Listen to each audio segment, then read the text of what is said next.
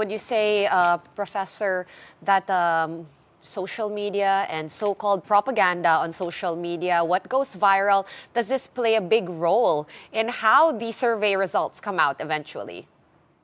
I'll take my hat off as OCTA spokesperson and as a political scientist and answer your question, Sean, with a yes.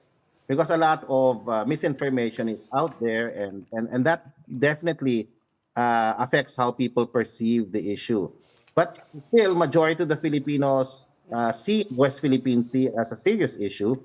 Majority of Filipinos think, number one, that we have to assert our rights in the West Philippine Sea, but we have to assert it, again, a majority in our surveys also say that we have to use the first step, which is to exhaust all diplomatic means. So it's clear to the everyday Filipino, the West Philippine Sea is ours.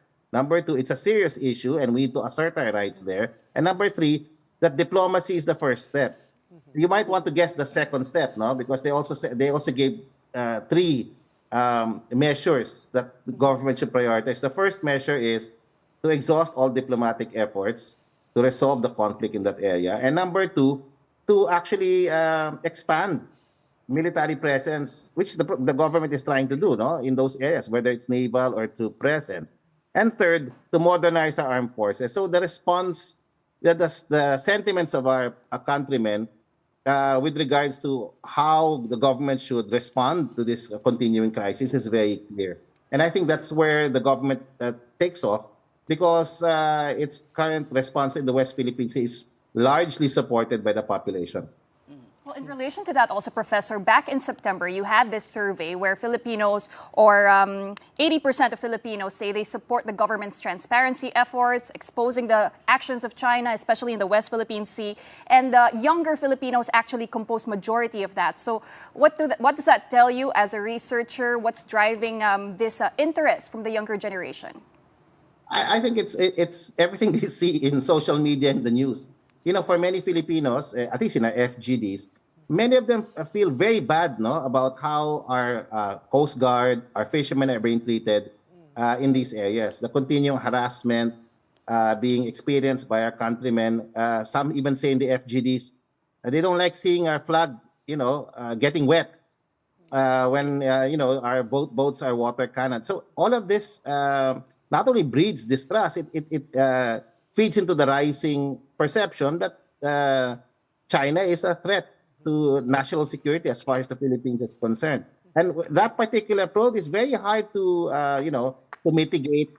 It's very hard to get sentiments down unless there's really significant, a solution to the problem, which I feel at this point is still far away.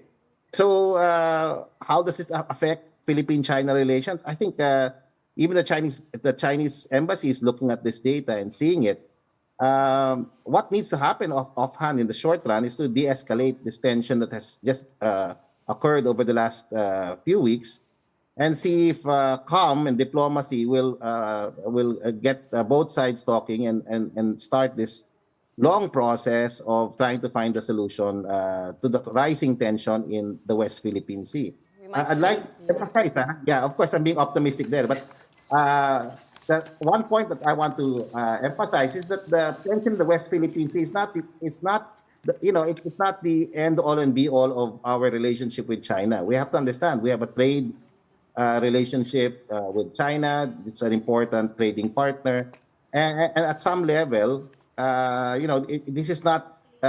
should not be the definition of that relationship. So I guess that's where the DFA comes in. They see the big picture, and they see that, while we disdain the behavior of the embassy and its officials, that the big picture should not be lost on us, that we have to move forward with more constructive and progressive relationship with China.